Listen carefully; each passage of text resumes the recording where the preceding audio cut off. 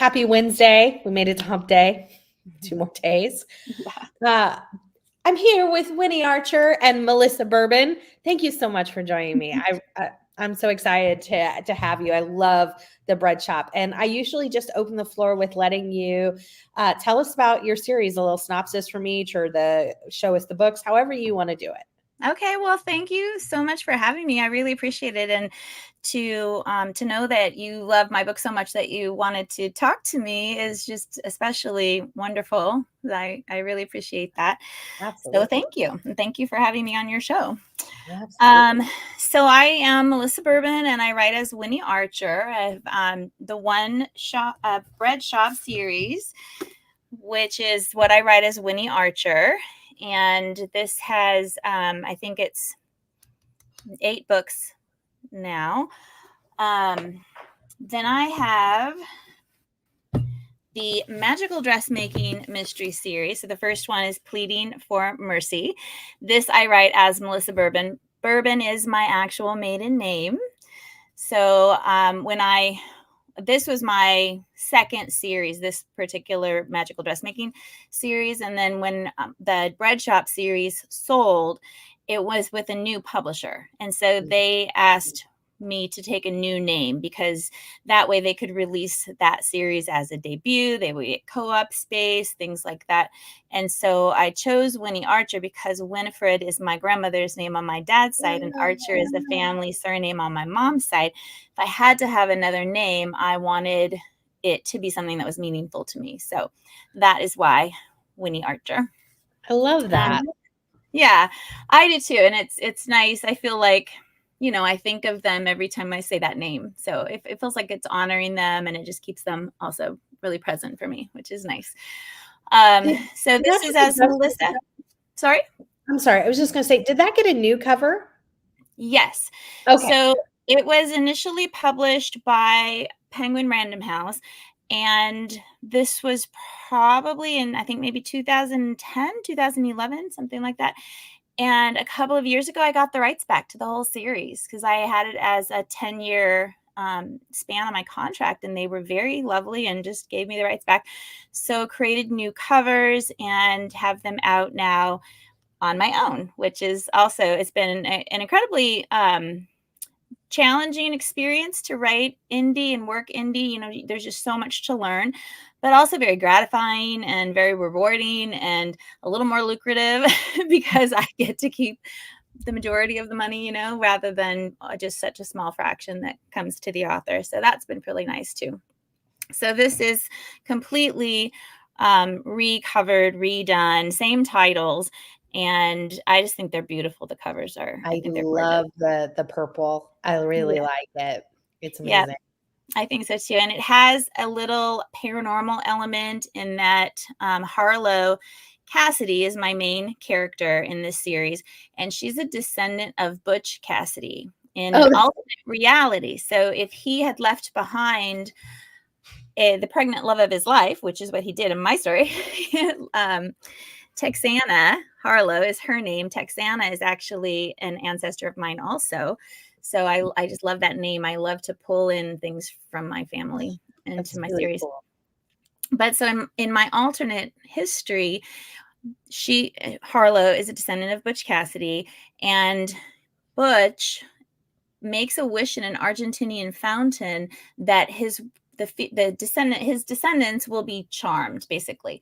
And that is a magical moment, and it translates into the female descendants having an actual sort of magical charm. So Harlow sows the wishes and dreams of people into the clothing that she makes. Her grandmother is a goat whisperer, which is why there's a goat on all of the covers. And that's awesome. That's Thelma Louise. And so she's the grand dame of the Sundance Kids. Do you get that? Yeah, that's amazing. That was just like a stroke of luck that, the Sundance Kids, love that. And but there's checks and balances. So Harlow's mom has a green thumb, but green thumb applies to weeds as well as flowers, but there's goats to, mow down everything. So it's a really fun series to write. And Bobbin for Answers was the last one that came out which is heavily influenced by Wednesday Addams, the newish show. In fact, the cover of that one has a Wednesday Addams dress on it, and it's very fun and very Halloween themed. So those of you who like to read Halloween themed or fall themed books. Okay, so that's my dressmaking series and my bread shop series, which takes place on small town Texas, Bliss, Texas, which is fictional. This takes place in Santa Sophia, California. Sophia, named after my daughter Sophia, only my daughter, it's spelled with a PH. Here it's an F. And this is set on the central California coast in Santa Sophia, which is a fictional town, kind of somewhere between, or, similar to maybe like Santa Barbara, San Luis Obispo, or one, actually not San Luis Obispo, that's maybe too big. Capitola, those kind of beachy, California beachy towns. And Ivy Culpepper is the heroine in this story, the sleuth, in this series. And she comes back home after having been married and cheated on and now divorced. And so she comes back home when something happens with her mom. And there she meets Olaya Solis, who owns Yeast of Eden. Everything is punny in Cozy Mysteries. She meets Olaya, who owns Yeast of Eden, which is a traditional bread shop. So not a bakery, but a bread shop. And she uses the long rise and traditional wild yeast and things like that of Mexican tradition. And a lot of people don't really know or connect bread with Mexico. We think tortillas and things like that. But actually, Mexico has a really rich bread culture. And so that is what Olaya focuses on in her bread shop. And then we have a neighbor, also Mrs. Branford, who is a hoot. She's my Betty White kind of character, just this feisty woman who is kind of a sidekick. And Olaya is kind of like this sanguine, wise character to Ivy. And together, of course, they solve murders. And then there's Miguel, who is the love interest. He's a restaurateur. I love him. Yes, I do too. And I really like to kind of go against type and not have my love interests be in law enforcement. So like in this one, you're welcome. In this series, the law enforcement is actually Haas McLean, and he's not related at all. And in fact, Harlow got in trouble in high school with him plenty, to be cows and whatnot.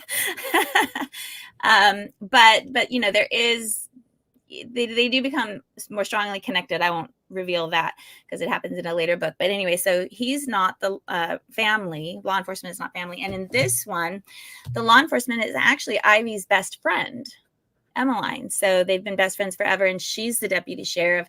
And Miguel is an old high school flame that, then they end up reconnecting, but he's a restaurateur and a cook, and he cooks for her and that kind of thing, which is so nice. Okay, then I have these two that kind of stand, they're together, but they stand alone. They're not part of a bigger series. These are more romantic suspense. And I love these books. I just don't want to write this way because I don't really like to live in that sort of darker place. Mm-hmm. These are based on the Mexican legends. This one is Chupacabra, and this one is La Llorona. So my husband is first generation Mexican American, and these urban legends, or and the legend of La Llorona, the crying woman, just always stuck with me, once I learned about them. And so that's what these kind of have as part of the framework. And, the murders are more on the page, whereas in a cozy, they're off the page. And, we have, an animal being drained of blood as Chupacabra, which is like a vampire animal creature does, so it's a little darker. I love them so much. I reread them every now and then, but when I do, I just get so wrapped up in it because I'm like, oh my God, I forgot. You forget what you write, and especially post-menopause, you definitely forget.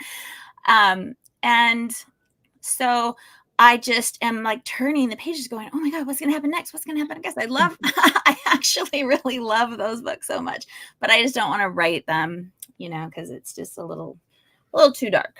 Yeah. And then my most recent series, which I'm just in love with too, I don't have a physical copy right now, is the Book Magic series. So the first one is The Bibliomancer's Daughter. I love that title and cover. I did publish these previously as Murder in Devil's Cove, Murder at Sea Captain's Inn. That was the same series. But what I discovered one day while I was listening to Barbara Davis's The Echo of Old Books was that, holy moly, I'm just missing my entire audience here, because my book, anybody who loves her books will love this series. It's very bookish. My main character, Pippin, Lane Hawthorne, Pippin named after Pippin from Lord of the Rings, and then Hawthorne as in Nathaniel. She's a bibliomancer. Her family is, the females are bibliomancers, which is an old divination. Nostradamus is probably the most well-known bibliomancer. Okay. So you put a book on its spine and you ask a question or think of something, and then you let the book fall open, and it is meant to reveal something about the past, to the present, the future, kind of what you see in the pages of the book. And the Lane family has this ancient curse, an Irish curse, that all the women will die in childbirth and the men are swallowed by the sea. And so that has come to pass with every generation. And now we have Pippin and her brother Gray, named for Gandalf the Grey, also Lord of the Rings, because the father was a huge Tolkien fan. So here they are, 29 years old. They're back on the island of Devil's Cove, which is on the Outer Banks. It's between the Four Sounds of the Outer Banks. It's similar to Roanoke Island. And they have to figure out how can they break this curse so that he doesn't die in the sea and she doesn't die giving birth if she chooses to, happens to be pregnant. So that's kind of the crux of the story. And it spans 4 books plus a novella that tells her mother's story, her mother and father's story. And I just love it so much. It has mystery elements and maybe some cozy elements with the bibliomancy. And there are deaths because I kill people. I don't know how to write a book. What I do.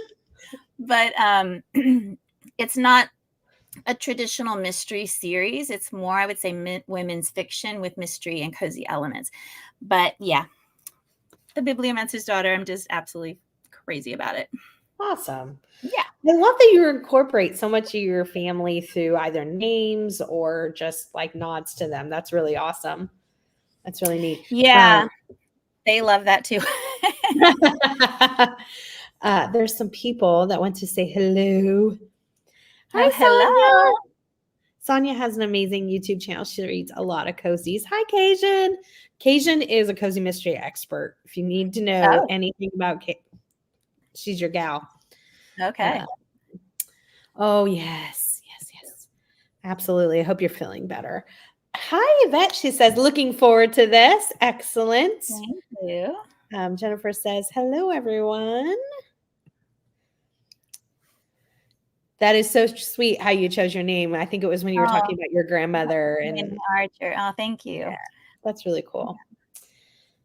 I love all your series. Excellent, Jennifer. Yeah, thank you, Jennifer. I love to hear that. Hey, Sharon. She says, hi, everyone. Excited to be able to catch this live. We're excited to have you, Sharon. Received this book in my cozy mystery box and really enjoyed it. Yay. That is awesome. Yeah. Which series was it that was in your cozy mystery box? I think you typed it when she was talking about pleading for murder, but I'm not positive. That's really awesome. I do think it was Pleading for Mercy, because I remember, I remember that was last year, some early Yeah, earlier in this year, I think that happened. Oh, okay. Sharon says, love the premise of this book. Oh, thank you. Thank you so much. Hey, Amy Marie says, I adore the Bread Shop series. I think I got hooked on the Bread Shop series from watching one of Amy's videos because she does a ton of cozy mystery content. And I think she was saying how much she liked the series. And I was like, well, I love bread, clearly. Yeah. Right. Right. And it was it's awesome. I like it, enjoy it so much. Oh, thank you. I like bread, I like murder, I like the beach. Yeah. Good to go. There you go. I like Miguel. I mean, yes. Will there be any more books in the Bread Shop series? Good question. Good question. I want there to be. So the publisher did not continue it after Bread Over Troubled Water. That's the last one. And so I now have the freedom to write it on my own. I just have so many other things on my plate. And I have a writing academy that's taking a lot of my time. But I do want to at least write a novella because at the end of Bread Over Troubled Water, you know, we have an engagement party and we haven't seen that whole, you know, thing tie up in a nice little wedding. So I would like to throw in a wedding with a murder. Yeah. Oh yeah. We want to see it continue. Absolutely. Yeah. Absolutely. Yeah. I hope to. I can't say specifically when that's going to happen, but my goal would be in 2025 and the next magical dressmaking will be a Valentine's themed book also. Oh, fun. Yeah, we have those for sure.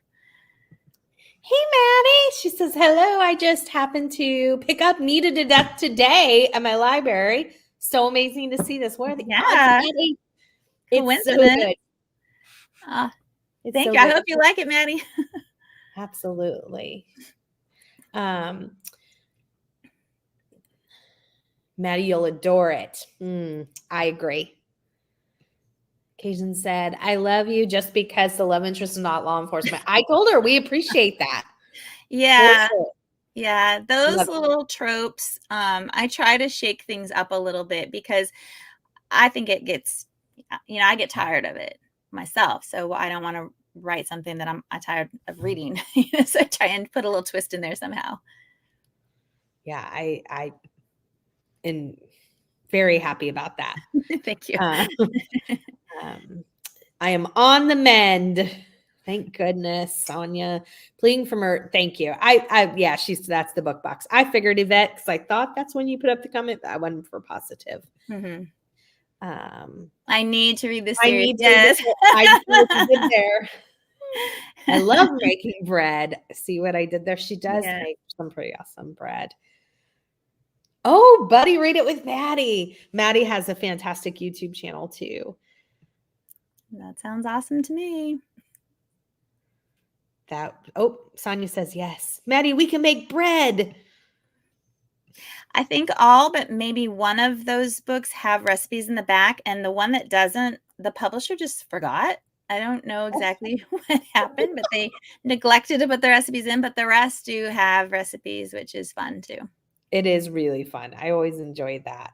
Will there be more Foxy Ladies? I'm saving God Rest Ye Murdered Gentlemen until December, but really love the first one. Thank you. So that character is from the Book Magic series. She lives across the street from Pippin, and she was just so fun. Hattie Juniper Pickle is her name. And that name came to me. She came to me. She is just such a hoot. And so I thought, well, she needed to have her own series. So yes, there will be another one. I don't have it specifically on the calendar, but that's another one next year. The thing with that is they're all going to be novellas, so they're shorter and a little bit easier to write or quicker to write. So I'm not exactly sure when it'll come up, but there definitely will be more because she's just so fun to write. I love her so much. The name alone says yes. I mean, yes. Hey Isaiah, changed your profile pic again. You're so fun. Hi. So hello, Tiffany and Ms. Bourbon. I own the first in the Bread Shop series. Sounds really fun. Can't wait to read it. You're going. Thank you so much. So you were talking about some of the nods to people with names and stuff like that. Are any of the characters based upon real people, including the victims? You can just wink like if they Yeah.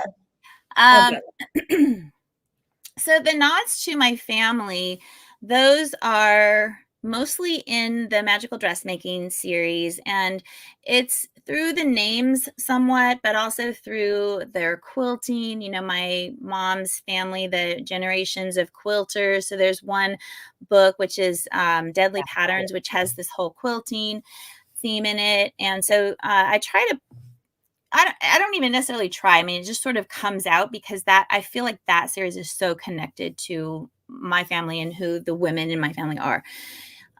In terms of other people being based on real people, there is one. It is in, I'm thinking it's in Death Gone Awry. I'm pretty sure it's Death Gone Awry.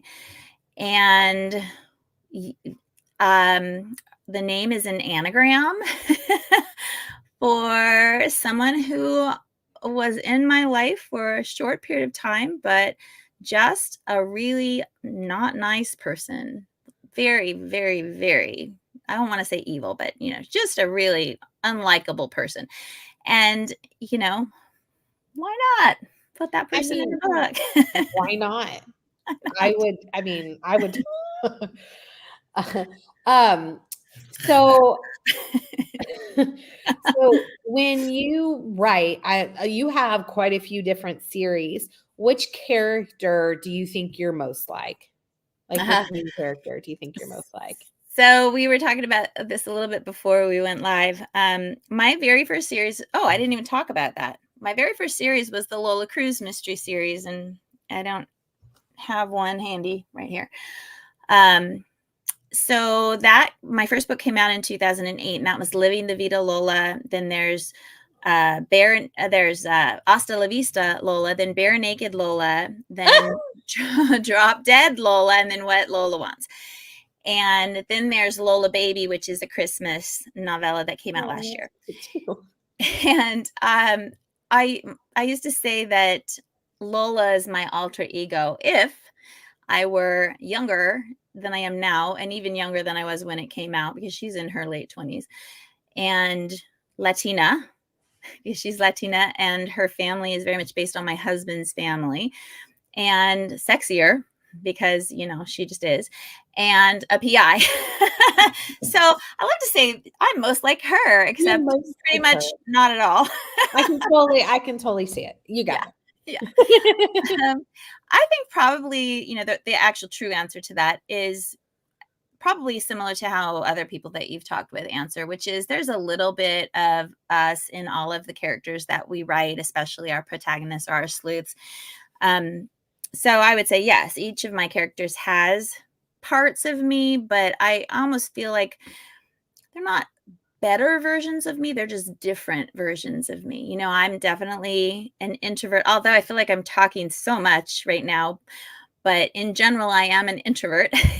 And, you know, and my characters aren't, and they have different skill sets, and obviously they're PIs and good at that, whereas I am not and probably would be terrible at that. But there are traits within each one that are definitely part of who I am. So I think I might say that Harlow in the magical dressmaking might be the most, because I do sew. I grew up sewing, and I have my mom taught me. My grandmother, you know, was a big seamstress. And so I have that whole connection. And then the Texas connection, because my mom's family is all from Texas. We lived in Texas, my husband and I, for 10 years. So that feels kind of closer, I guess, to me personally, although I was born and raised in California. So I don't know. Basically, I don't know. Okay. Love all your different series. Can you tell me where your book Murder on Rum Runner's Lane fits into the Book Magic series and when it will be available again? Thanks so much, Kim. Yes. So that is the one that has been rebranded completely. So that book is now called Between the Lines. I when I was listening to The Echo of Old Books, the Barbara Davis book that I mentioned earlier, and I just had this epiphany that, I was not reaching the people who would really, really love this book and this series, because it's not a traditional mystery series. It's not really a cozy mystery series. And while it has those elements, it's so much more than that. And so that was really the catalyst for changing the titles and the covers completely. So there is a little disclaimer on the retail sites and on my website that these were previously published as, but completely rebranded. And I do think that that's helped them find a wider audience. But so it is available. It's just called Between the Lines. And it can be read first or in the midst of or at the end. It really doesn't matter. What I wrote it after I wrote the first one, so that was Murder in Devil's Cove Now, the Bibliomancer's Daughter, because the story is about, or the series is about Pippin and Gray and this curse, this Irish curse, and the deities, and there's this bit of paranormal element. And after I wrote that, I just needed to go back and understand how Pippin and Gray got here. Who was Cassie? Who was their mother, Cassandra? And what happened to her and her father? I had an idea, like a timeline, of course, of how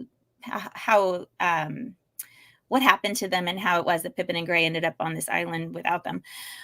But that's why I went back and wrote it. And so it's really Cassie and Leo's story. And it's a novella. So it just goes back 29, 30 years or so in the parents' world. And there are some crossover characters. So they are on this island. Cassie doesn't start there, but she ends up on this island. And so there are some crossover characters that we see now, almost 30 years later, as much older folks who, come into the story, including Hattie Juniper Pickle. And she's a hoot. And so that's what that story is about. So you can read it first, but you could read it after you read the first one, Bibliomancer's Daughter. You could read it at the end because now you want to go back and understand where Cassie and Leo came from and what this was all about. So it really can be inserted anywhere you want it to be inserted. It's not part of the core 4 books. It's kind of ancillary to that. Nice. This is a good question because you were saying a lot about like Lord of the Rings. You mentioned a lot about that. She asked, do you like classic mysteries? If so, do you have a favorite? Oh my gosh. I do like classic mysteries, and I grew up with, Agatha Christie and P.D. James and all of that. Right now, I would say my go-to, the thing that I read the most is domestic suspense, because I do like that mystery element. But I think because I write cozies and have written cozies for so long, I actually don't read very many cozies because I don't want to get tired of what I write. And I'm afraid that would happen. And I also don't want to be, overly influenced by other people and how they write a cozy, because I feel like my cozies, I have a lot of history. I have just these different elements. And there probably are some authors that write with those types of elements. There are others that don't. And I just kind of want to stay true to what I want my books to be. So I don't really write or read a lot of cozies. So domestic suspense would be my go-to, like, like The Perfect Couple, for example, things like that. Do I have a favorite? I don't think I have a favorite, though. Or if I do, I just can't think of it right now because I'm on the spot. Menabraw's brain is a real thing, and I can't remember anything. That's perfect. Where do you get your recipes for each book? That's a good question. Like a lot of people, I'm on Instagram. My entire Instagram feed pretty much is food and art, food and art. So I get inspiration there. So for example, I'll give you one example, and this is in, maybe it's Death Gone Awry again. I can't be sure, but it's in one of the bread shop books. And it's when they do a Vando focaccia.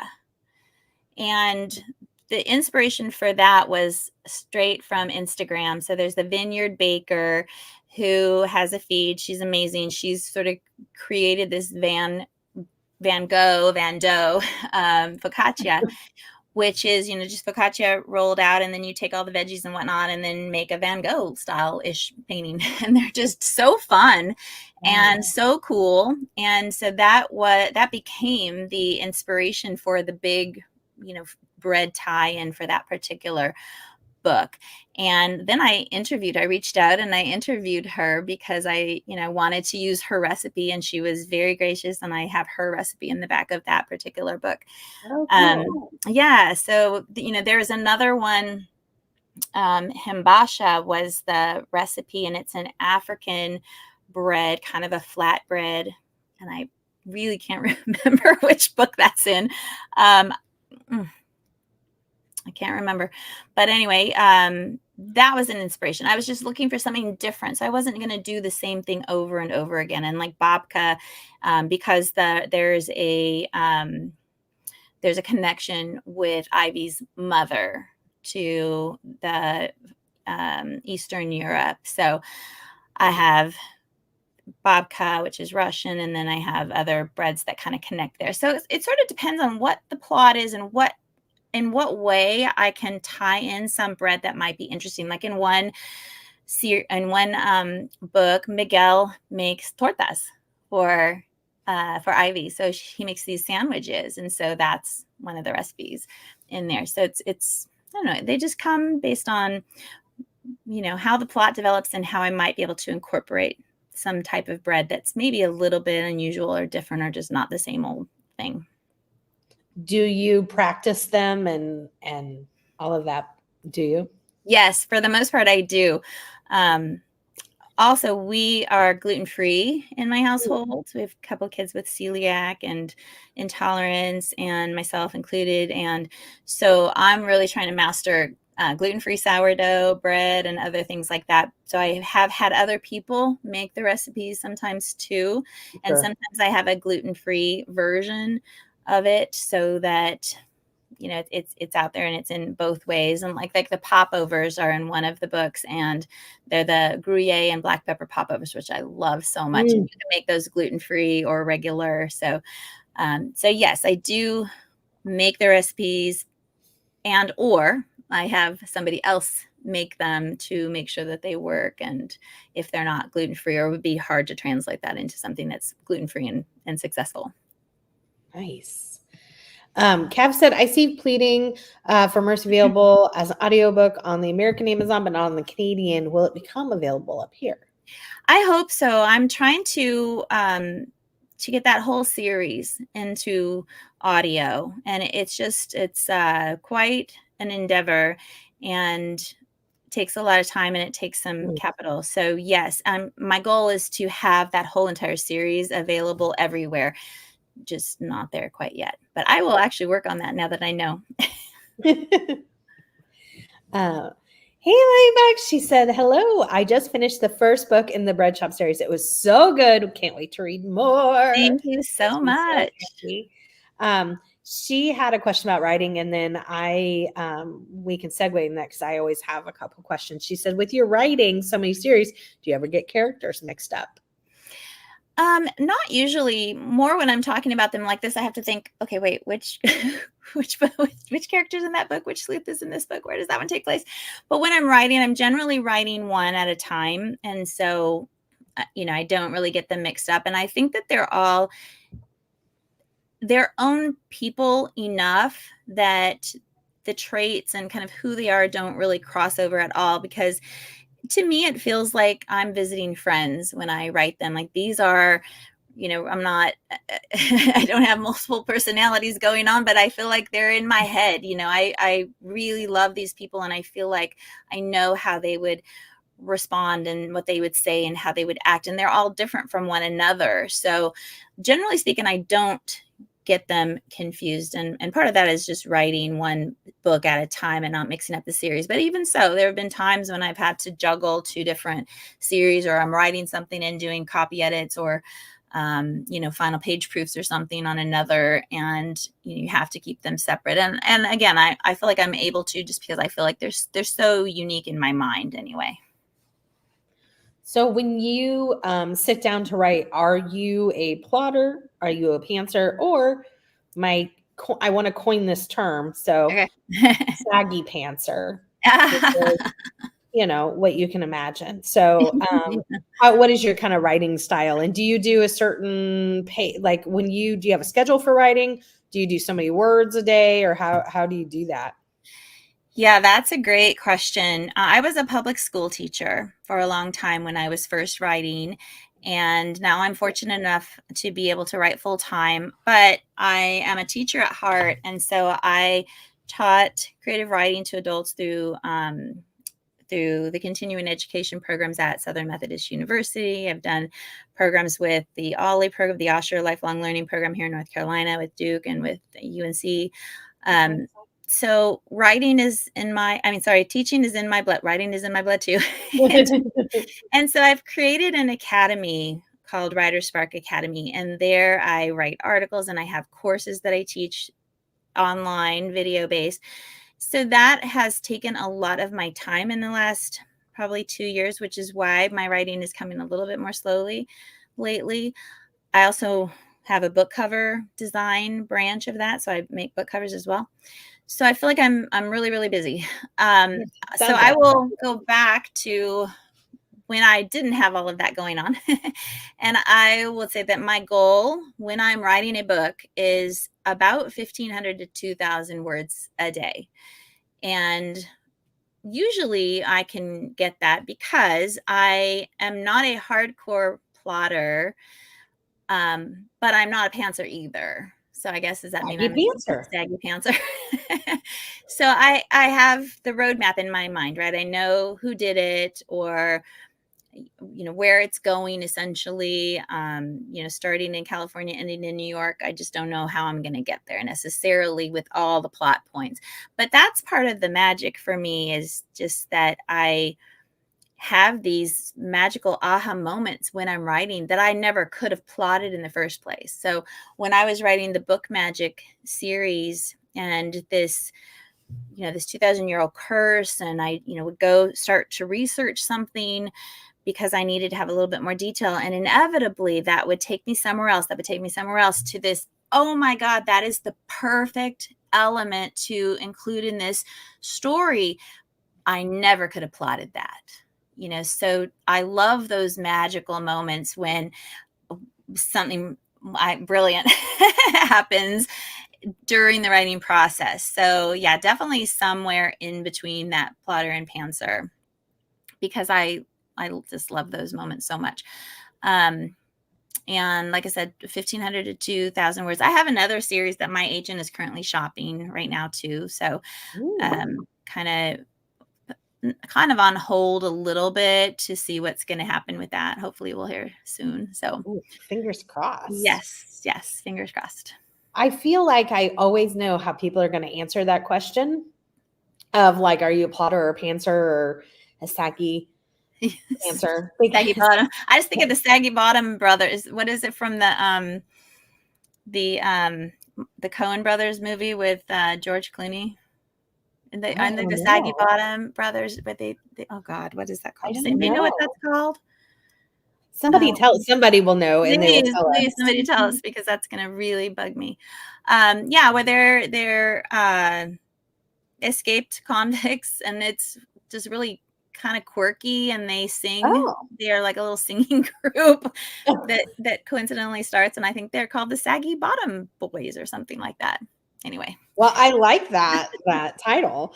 I just feel like, because when people are either kind of pantsers or even more lean towards maybe saggy pantsers, however you want to say it, I feel like the book flows in a natural way that I can feel that happens. Whereas, and I still read people who have told me that they are hardcore plotters, and I've enjoyed their books. It's not that, but I just feel like sometimes you can feel it's a little more forced. I don't have anybody in particular, but I just think I don't know if I've ever felt like something was forced.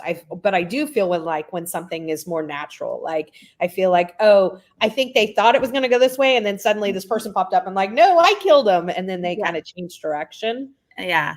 And I just think it just flows so natural with when people kind of leave it open like that.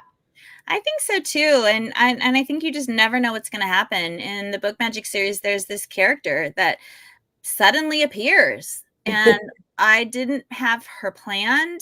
I didn't exactly know what her role was going to be, but she appeared because I guess I needed a character to show up in that, to help make that scene a little bit more robust. And suddenly there she was, and she ends up becoming really pivotal.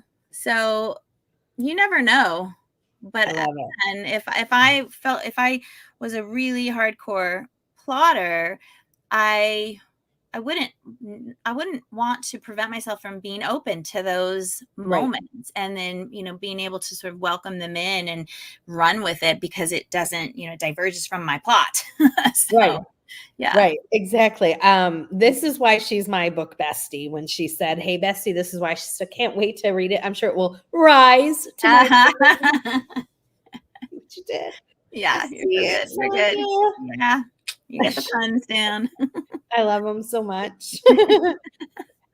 Kim said, "Oh, okay. I just got Between the Lines via KU yesterday. Thanks for the great explanation." Great. Thank you. Well, I hope that you enjoy that. And I don't know if you've read any of the others, but if not, then you're going to get Cassie's story that will prepare you for Pippin. And if you already have read about Pippin, then you get to go back and understand where she came from. So either way, it's good. It's awesome that it can go. You can pretty much read it anywhere in the series, and it fit to why you would want to read it first or read it after. That's really cool. Yeah, thank you. Hey, Storm. Storm has an amazing YouTube channel. Maddie is very excited that you're a domestic suspense person. Yes. I want to like those like domestic thrillers and like the TV shows and stuff. But I am a scaredy cat. And when I say that, I mean, like, I'm not playing when my threshold is like, It's a Great Pumpkin, Charlie Brown, or maybe Scooby-Doo. Some Scooby-Doo episodes. Yes. But, I mean, I am with you. I don't like thrillers. I don't like scary movies. I remember on my honeymoon eons ago, I was reading Silence of the Lambs because it was so popular. Right? I thought, okay, I can do that. I literally threw it across the hotel room because and that's why I don't write more of these, because I just don't like to live in that place. But the domestic suspense doesn't scare you? No, it's more tension. I'm not fearful because it's a serial killer or things like that. Generally, it's not. Those are the things I don't like things that could really happen. That I'm 100% with you. Yeah. Hey, Lou. It's so good to see you, Lou. It's the teachable moments. They are magical. Yes. Another teacher in the house, Miss Sonia. Brother, where art thou? Yes, yes, yes. Is it the Saggy Bottom Boys? Okay. Yes. Now I know what you're talking about. I don't know if I've ever seen it, but I do know. Saggy Bottom Boys. Yeah, there you go. Thank you. Quirky and so fun. So yeah, definitely that's a great one to watch. I really like that. M said yes. She confirms. Yes. Thank you all. Oh brother, where art thou? Everybody knew but us. Yeah. Oh brother, where art thou? Buried in there somewhere, but yeah. I had no idea. I was not going to get there, but I hope you come to the Ashland Mystery Festival in the future. Any chance of that? Oh, Ashland as in Oregon? Yes.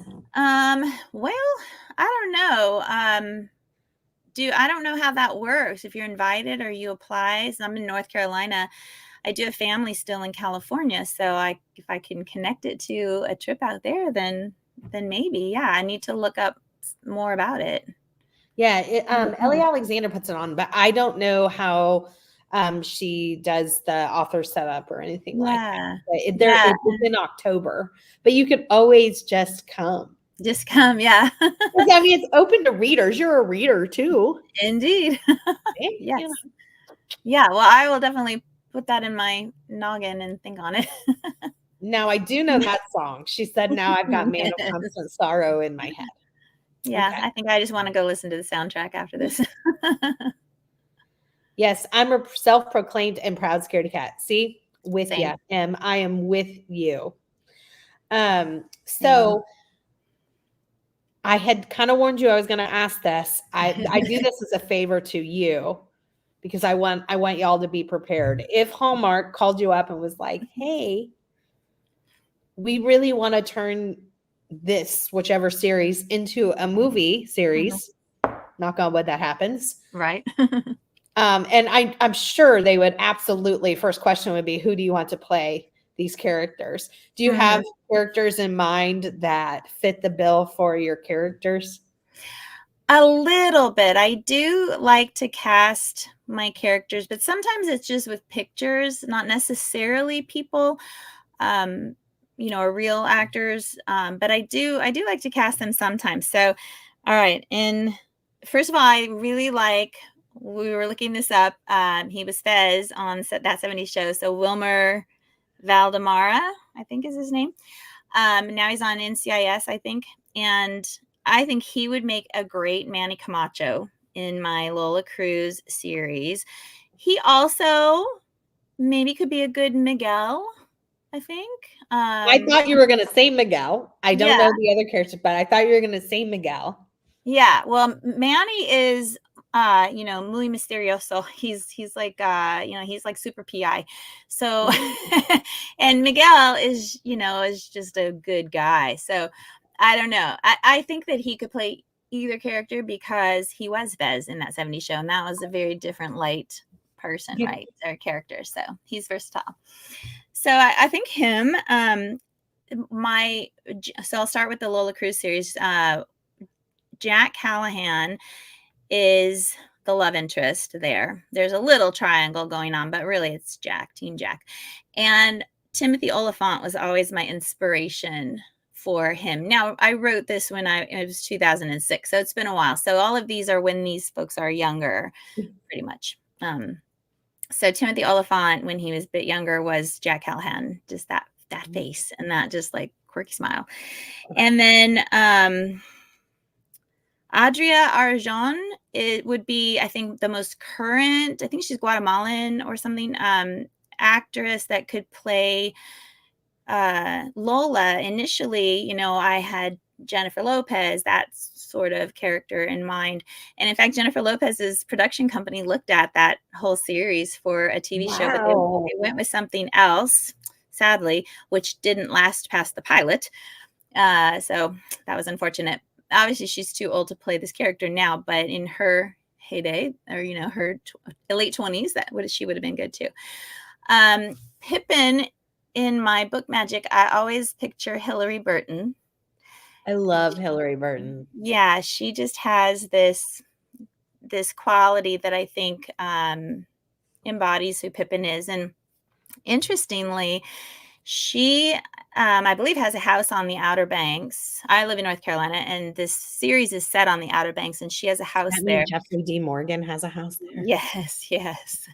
And there's a little bookshop down there, and that bookstore owner knows Hilary because Hilary goes in frequently whenever they're there. So she actually gave her my books so that she could take a read, they give them a read, but she's been producing all these other different kinds of documentaries and stuff like that. So I don't know that she ever read them, but she has them in her house. That is so cool.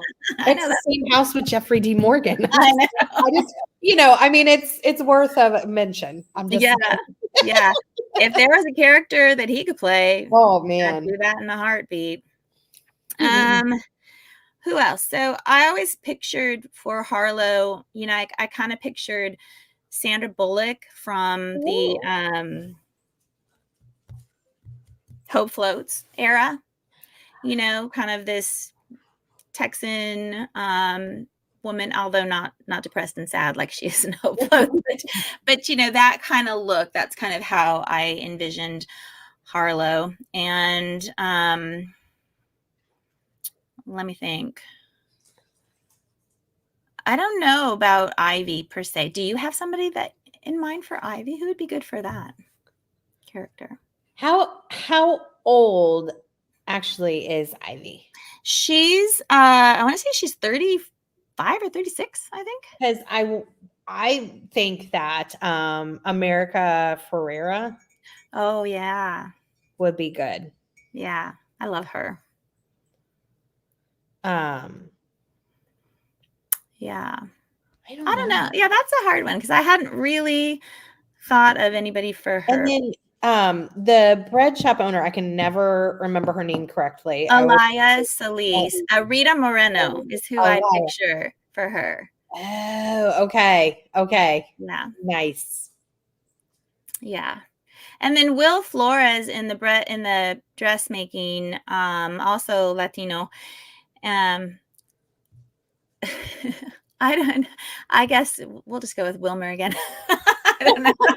I don't know. He's an architect in he's that one. very versatile. He's very Yeah. versatile. Yeah. Oh, Amy makes a good point. She said Amy Adams for Ivy. Not Ooh. sure how old she is, but she looks beautiful Yeah. as a redhead. Yes, actually, she would be really probably pretty good. Yeah, I mean, you just have to imagine these people are the right age. Yeah. But yeah, That's she a would good. be I like that one, Amy. I'm good. always Yeah. up for an acting role. Just putting that out there. I do have movie and theater experience. Wink, wink, Oh, nudge, good to nudge. know. Good to know. So I always ask this too before I start asking you, like, if you have any upcoming things, and we wrap up. Would you? I lost my train of thought. I was thinking about what I was going to ask you next. If you were to be killed nefariously, knock on wood, Yes.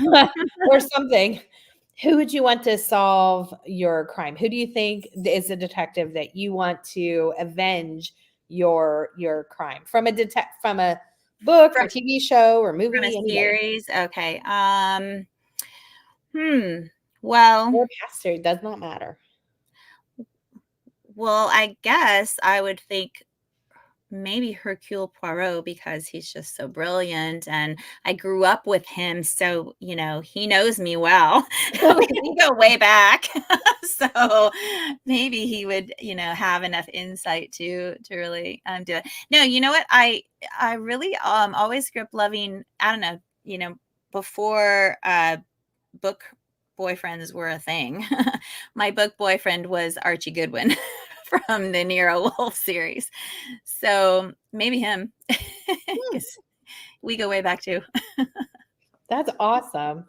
Isaiah said, any advice for aspiring writers like myself? Oh yes, take one of my courses. Go to writersparkacademy.com. Actually, InfoStack right now, if you've ever heard of InfoStack, they have actually this week, so I think it's just 4 or 5 days, they have their writer craft thing going on, and one of my courses is in there for free. So wow, that's something to look at. Maybe I don't know how you could reach me, but maybe just join my newsletter or email me. Possibly you can share my email. Persevere. I think, there were so many times when I wanted to throw in the towel.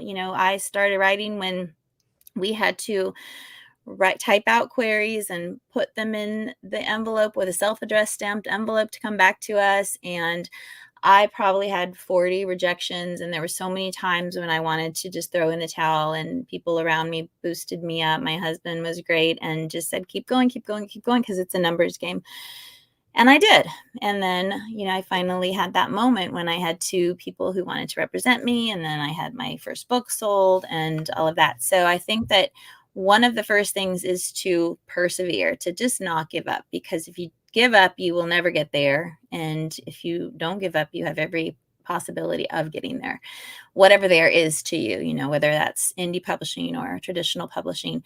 And then to just keep learning, to grow in your craft, because there's an awful lot to learn as a writer. I feel like I'm always learning new things and getting better at what I do. Read good books because you absorb and internalize these great writing skills. and they can then come out into your books. And then just keep learning, get a network of people to grow together, to learn together, and also be careful who you take critiques and criticism from, because not everybody gives great critiques and not everybody knows what they're talking about. So be careful. Just be true to yourself. Tell your story. Really quickly, I know that we're coming up on an hour, but my very first book was Living the Vida Lola, and my agent sold it, and the editor that bought it, unbeknownst to either of us, really focused and had churned her list more romance. And my book was mystery, caper, fun, with a little bit of a romantic thread. And this editor wanted it to be more romance. So I spent 6 months pulling out the mystery, upping the romance. At the end, I didn't even feel it was my book anymore. It wasn't what I had wanted it to be. And she could never sell it because I think I lost my voice in that process. So in the end, we parted ways. I went with a different agent and took it back to the mystery, fun, caperish mystery that it was. And it sold within 3 months. And it was back to what I had wanted it to be. So I think be true to yourself in the story that you want to tell. Don't try to chase the market. Don't write what somebody else tells you should write, or don't turn your story into something because somebody says, oh, well, you should do this or you should do that or this would sell. You just have to write what you're passionate and inspired to write and go from there. That's awesome advice. I believe in, putting stuff out there and it'll happen. Mm-hmm. So I'm going to keep putting this out in the world, and I'll say it to you. Have you ever considered writing a cozy mystery, say about an amusement park or a traveling carnival? Hear me out. Okay. The character could be like a person that dresses up as you wouldn't be able to use a licensed character, but you get the idea. A non-licensed mouse. Yeah. No, and and they found bodies. You know how many ways you could kill someone at an amusement park? Yeah, I think it's probably endless. And then if it was at a traveling carnival, mm-hmm. you wouldn't get the Cabot Cove effect. Right. Yeah, See? because you're always in a new environment. So your core setting is still the same because you have that traveling circus setting, but you're also in a new place each time. So that could actually be really, really interesting. Mm-hmm. It really does. Well, you should write it. Have you ever thought of writing a book? No, I just want to read it. Oh.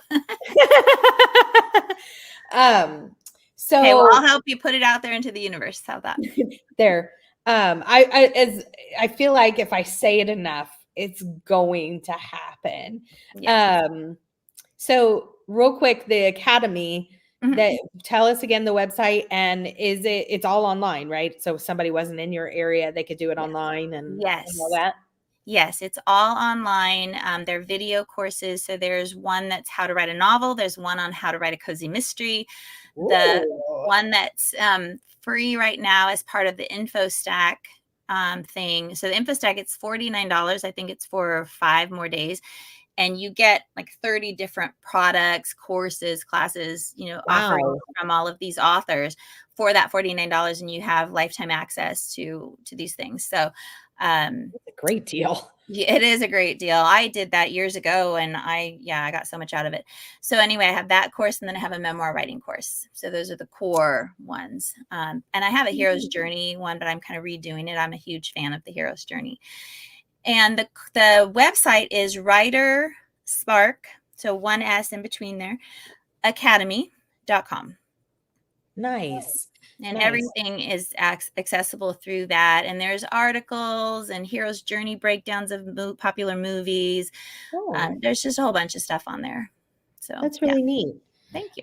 But that's a great deal for all that information for $49.99. That's awesome. Mm-hmm. So what books do you have scheduled coming out, or do you have author events that people can come see you at if they're in your area or online coming up? Yes, there's an event in Georgia actually at the end of this month. It's a writing event. It's at the Lodge at Lake Oconee. So if anybody is in the Georgia area and wanted to come to that, it's put on through the Georgia Museum of Writers and the Southeast Mystery Writers of America chapter, so combined. I am going to be in Richmond, Virginia in early December. I think it's the 1st, maybe, or I think it's the 1st of December at a book signing there. And then let me think, October 12th, I believe, I will be in Pittsboro, North Carolina at McIntyre Books for the Southern Cozy Con put on by Kensington Books. So those are the 3 things I can think of off the top of my head. Excellent. Excellent. Yeah. And you have a newsletter. You mentioned that. I do. So go to melissabourbon.com. There's my newsletter. And if you go to writersparkacademy.com, there is a writing focused newsletter there, which is where the info stack stuff is being shared all week long. So 2 different newsletters, one for my writing world, teaching world, one for my personal writing world. Gotcha. Yeah. And then just because I want to ask you now, because it puts you on the spot. No, I'm kidding. I'm kidding. Don't feel. I always do a holiday live with a group of authors. Mm-hmm. I tried to have it at like even the middle to late November or very early December, not Thanksgiving, of course, but like somewhere where it's not hitting to where everybody's just super busy in life, you know. But usually it's just a fun time. Last year, I think there was like 10 of us in total. And we just talk about, I usually ask for authors to think about like how their main characters celebrate the holidays. What holidays do they celebrate? How do they celebrate? What are their favorite recipes, their favorite traditions, and that sort of stuff. So I would love for you to come on if you're available. And I would love to. And do that with us and share maybe some of the bread shops recipes. Yeah. Okay. I'm not. Yeah. And then also the Lola Cruz, because actually Lola Baby is a Christmas themed novella and there's food in there and there's a lot of traditions based on my husband's family and that culture. So that's fun to talk about. But yeah, I would love to. Yeah, that's awesome. That's awesome. There was just she said yes, Pearl. She agrees. Yeah. And then Isaiah said, thanks so much for the advice. And feel free to email me. Okay, let's see. Well, just do Melissa Bourbon Books. I should type it in, right? Let me do that. Because if you have more questions about writing advice, things like that, I'm happy to email and stuff. So feel free to email me, anybody. But Isaiah, specifically, you had those questions. So yeah, I would love to chat. That is awesome. Well, I will message you at some point about some dates for the holiday live. And if something comes up in the meantime, I know it's a busy time of year, but the only thing I know I have is that Richmond, Virginia, and I'm pretty sure it's Thanksgiving weekend. It's the Sunday of Thanksgiving weekend. So other than that, I'll be here. Yay. Awesome. Well, thank you so much. This was so awesome. And I learned so much about your other series and they've probably all went on my TBR now. Oh, I hope so. They all sound so interesting. Thank you so much for, hold on. Let me see if this will. And thank you everybody for spending your evening with me. I really appreciate that too. And everybody who got my book and who mentioned it, thank you for reading. Thank you for setting I'm going to type in your address here for people. Melissa Bourbon. Oh, that went to private, right? Yeah, that's okay. Okay. Melissa Bourbon Books at hey.com. Yeah. And then I can do actually books at hey.com. This is her email where you can reach her out for more writers' questions or, just to tell her books are awesome or anything like that. Yes. And then if you want to, writersparkacademy.com is the other site for anybody who is an aspiring writer who has interest in that. I'm typing this all in here because a lot of people watch it later and they might still want it. Writer Spark Academy. There's no S after Spark, right? Just the correct. Yep. Writer Spark Academy. Okay. Thanks, Lou. She says thank you both. Thank you, all of you. I really had fun. Never said thank you. It was so much fun. It was. This was so fun. Thank you. Thank you, Amy Marie, for coming. I knew you love the bread shop. I'm so happy you're able to make it. This is her email address. It did just pop. I've been wearing elastic for years. I don't try no belt for my TBR. People know that. If you look at my Goodreads, someone asked me the other day how many books I had on my Goodreads want to read. And I'm like, mind your business. Do books jump up? So if you have your TBR pile and you discover something, do you move them up, or are you pretty strict? No, I move them up. Okay. I move it up if like recommendations come in from viewers, because I know that they know what I like. I move those up. If I, I'm constantly juggling. Yes. Same. This is, did I get that right? Writer Spark Academy. WriterSparkAcademy.com. Yep. Okay. Wonderful to meet you. Another great interview. Thank you, Yvette. I'm so happy. I do move it up as the wind changes. I'm doing a series right now. I just did the first one. So I do a challenge each year because I want to start so many new series, but I have to stop somewhere, I suppose.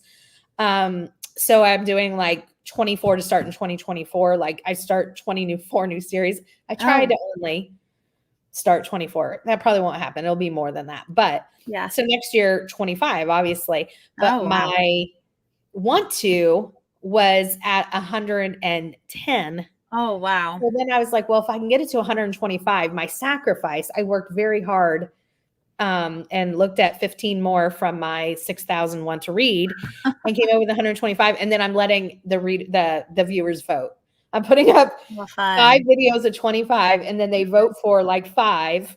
And then that'll be, because everything's, I want to read all. Yeah. So it's not like whatever's picked, I'm not going to, be happy with, because these are all. So what's your all-time favorite series? I don't know if I have an all-time favorite one, but I have an all-time favorite list. Like I love the Cheese Shop series by Karina Moss. I love the Amish Candy Shop series by Amanda Flower. I love the Darling Dahlias by Susan Wigg Albert. Yeah, it's a historical. I love that series. The Getting Old series by Rita Lakin. That series is amazing. I have like a favorites list, but I don't have just one favorite. It's hard. It's hard to narrow it down. Yeah, hard. I am a martyr. I came up with 15 just for y'all. It was hard work. I didn't think I could do it. I am too. I'm glad she's feeling better. She's got a voice back. Well, thank you so much. Do you go by Melissa, right? Yeah, I go by Melissa. Just want to make sure. Well, thank you so much for joining us and for answering everybody's questions and hanging out with us. And I will definitely email you about the holiday. I'm very excited for that. Yeah, me too. I appreciate the offer. Looking forward to seeing you all again at Christmas. Awesome. Thank you so much. Bye, everyone. Have a great night, everyone.